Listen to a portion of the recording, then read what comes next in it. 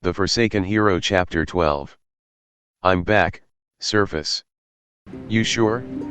To be honest, Homikaze had already lost herself the moment you launched that first attack. Your devilish aura stripped away her mind after all. But she was still able to move. That's because of an ability I have named Absolute Command. So it was that. Lidred appeared to already know about it. I guess with her already knowing about my being a hero and my revenge of the grudge bearer, it should go without saying she knew about my absolute command as well. Homikaze showed that she was still able to move when I commanded her to dodge that first attack of yours. That's why I decided to fight you. You're saying that was when you came up with that trap? I was afraid of dying again, so I made a plan to use in the fight. Entirely unlike the musclehead I was fighting. You did beat me around like a rag doll though. But well, it turned out alright. My role was just to distract you. After that, I just needed to give instructions in a way that wouldn't get your attention. So that shouting was? Exactly. The shouting was the signal to kill you. She heard me and pierced you with her dagger and invoked her magic. I was tricked, then defeated admirably. I guess. Being killed like that is refreshing. Lidred guided Homikaze and I to the back of the room. My mood? As good as could be.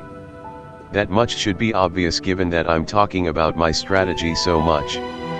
I mean, I cleared the dungeon. It was as painful as it is joyful, but seriously. I did it. Today's an awesome day. Let's make it a holiday. Yeah, let's. I was so happy that I could actually feel my elation. You seem happy, Daiichi. You can tell. Yeah, I want to be able to understand everything you think and feel, Daiichi. You should stop with that. I'm not used to getting so much pure goodwill from anyone. If not, my weakness at it will show up on my face. It get misunderstood. Sorry for having such stupid desires. Hero, this way. The time arrived sooner than expected due to Homikaze and I talking and feeling safe for the first time in ages. The room was simple, lacking much of anything at all. The only thing in the cubic room was a magic formation. It looked as though it was constructed for the sole purpose of being used to teleport. I'm getting a bit anxious here. Lidred. Will this really bring us to the surface? It will work so long as you fill it with mana and recite teleport. Just make sure to do it at the same time as me.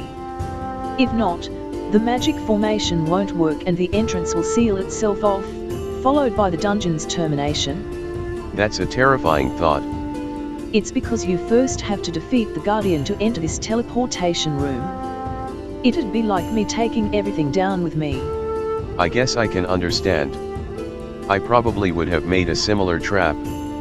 After giving hope that they'd finally be able to return to the surface, I'd dash that hope and let them fall into despair. I want to do that to Samajima. Seeing as how she could make a trap like this, I think we're going to get along nicely. Well then, are you two ready? I'm ready whenever. Yeah, no problems here. We joined our hands together to form a ring in the middle of the room. Once we started to fill it with mana, a clear blue light filled the room. Tiny, snow-like crystals formed in the air, dancing as though to bless us. Let's go then. 3, 2, 1. Teleport. Blue sky, white clouds. A sun blazing brilliantly. No smell of blood, no stale air, and no wall surrounding us. Looking about, it was a green meadow as far as the eye could see. A gentle breeze brushed my cheeks. I'm back from that hell. I'm back. Emotions welled up from the bottom of my heart. Unable to endure those emotions, I shouted out with all I could. I'm back. 11 days since I came to this other world. 4 days since my classmates had forsaken me. With 7 deaths total I cleared the dungeon wriggled in.